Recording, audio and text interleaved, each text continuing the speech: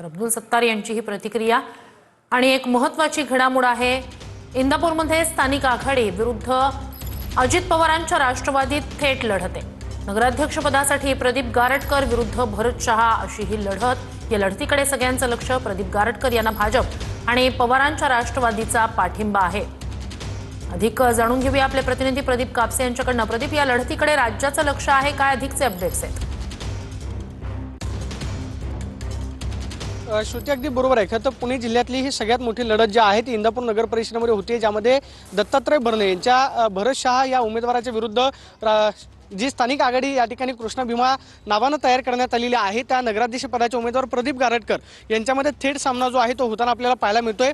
इंदापूर नगर परिषदेसाठी 20 नगरसेवक, त्याचबरोबर एक नगराध्यक्ष पदासाठी निवडणूक जी आहे ती पार पडते। आपण पाहतोय की सकाळपासून इंदापूरकर जे आहे ते मतदानासाठी बाहेर पडताना पाहायला मिळत आहेत। सकाळच्या सत्रामध्ये जास्तीत जास्त वोटिंग जे आहे ते करून घेण्याचं आव्हान जे आहे ते प्रत्येक पक्षासमोर आहे। मात्र इंदापूरच्या लढतीकडे संपूर्ण पुणे जिल्ह्याचं लक्ष लागलेलं आहे, ते म्हणजे दत्तात्रय भरणे विरुद्ध इथं या ठिकाणी भाजपनं जे आहे प्रदीप गारटकर यांना पाठिंबा दिलेला आहे। दुसऱ्या बाजूला राष्ट्रवादी काँग्रेसचे नेते हर्षवर्धन पाटील यांनी सुद्धा प्रदीप गारटकर यांना पाठिंबा दिलेला आहे। त्यामुळे ही सगळी लढत जी आहे ती आपण पाहतोय की या ठिकाणी रोमांचकारी होताना पाहायला मिळते। अजित पवारांचे जिल्हाध्यक्ष असलेले प्रदीप गारटकर यांना उमेदवारी न मिळाल्यामुळे प्रदीप गारटकर जे आहे ते नाराज होते आणि त्यानंतर त्यांनी कृष्णा भीमा नावानं स्थानिक आघाडी जी आहे ती निर्माण केलेली होती।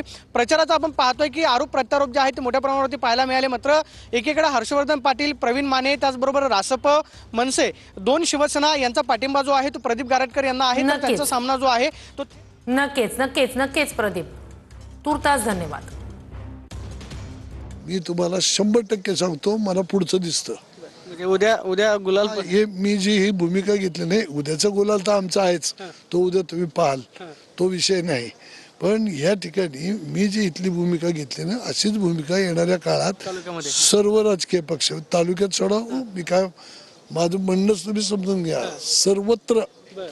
सर्वत्र अशा पद्धतीच्या संघटना एकीकडं सत्ताधारी एकीकडं असं चित्र जर उभं राहिलं तर समाजाचं नुकसान आहे, देशाचं, राज्याचं नुकसान आहे।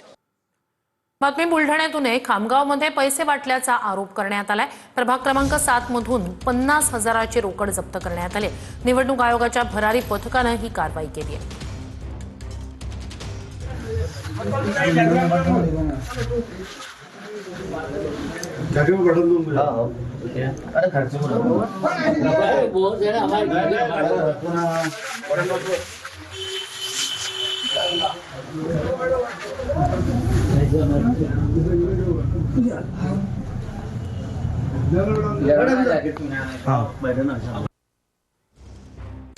बीड शहरातील प्रभाग क्रमांक 15 मधल्या ईव्हीएम मध्ये बिघाड झालाय।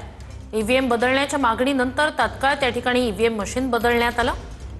ईव्हीएम बदलण्याची मागणी उमेदवारांनी केली होती।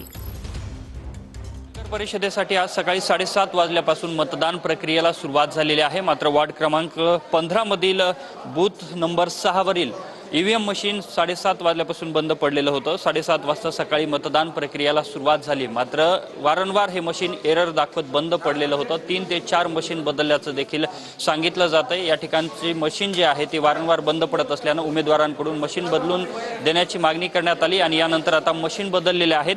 माझ्यासोबत इथले स्थानिक मतदार सुद्धा आहेत। किती वाजल्यापासून तुम्ही इथे थांबलेला आहात, मतदान केलं का? सकाळी 7 वाजल्यापासून इथं थांबलेलो आहोत आणि सकाळी 7 पासून ह्यांच्या 4 मशीन बंद आहेत।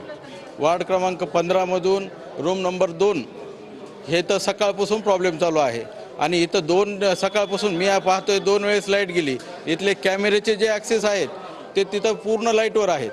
जर उद्या इथं काही झालं, काय आज जर दिवसभरात काही झालेलं असेल तर ते ॲक्सेस पाहायला आपल्याला कुठं मिळतील? कॅमेरामन हर्षल निकमसह मी अशोक काळकुटे, TV9 मराठी, बीड।